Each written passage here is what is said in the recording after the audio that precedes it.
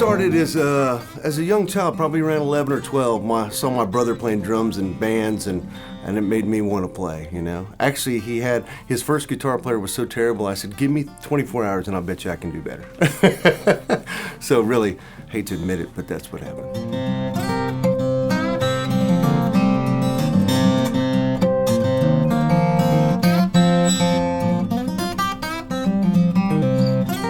Getting my degree in college in theory composition, I had to be proficient at piano, and so did a little piano. Obviously, I can play bass, mando, you know, that kind of thing. But guitar is my baby, my main instrument.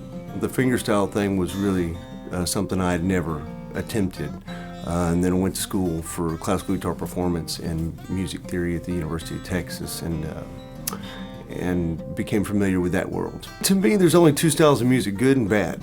And, you know, I love great musicians, you know, and it's really, music is a language. And so when you see players that can actually communicate the language flawlessly, it's really something to behold, you know, no matter what style it is, whether it's classical or bluegrass or rock or country. I spent a lot of time in rock music and, you know, played and toured and recorded all over the place and met some great people and was able to work with quite a few of them, and you know, really got an education by, you know, hanging around successful people, you know, that had done it and made multi-platinum records, you know, and sold hundreds of millions of records as producers and players, you know. So that was really my education in the field of production. You know, we're doing the Alabama thing, and it's a lot of fun because those guys, you know, they started out as, you know, cotton farmers. That was their family there in Fort Payne, Alabama. And to see and to hear about the stories of the journeys that they took to get to where they're at is really,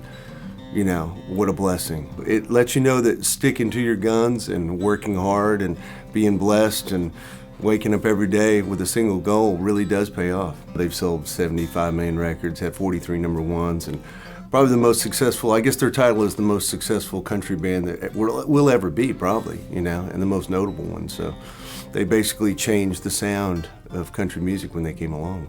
First time I heard of McPherson guitars, I was at Mac McAnally's house, and we were rehearsing. Teddy Gentry and me and my partner, Teddy Gentry, we were down at his house rehearsing for a writer's night we were doing. And him and a guy named Lenny LeBlanc were there, and they both had McPhersons, and they made our acoustic guitars kind of, you know, pale in comparison. So I have to admit, we were curious, and so Mac was nice enough to, you know, to show me, and we couldn't be happier when I got the first one. When I actually played the first one, I was blown away. Just the attention to detail and the tone, and like we talked about earlier, you know, it's an instrument you can actually get dynamics out of, you know, and the intonation stay true, and, you know, those are probably the most important things in an instrument.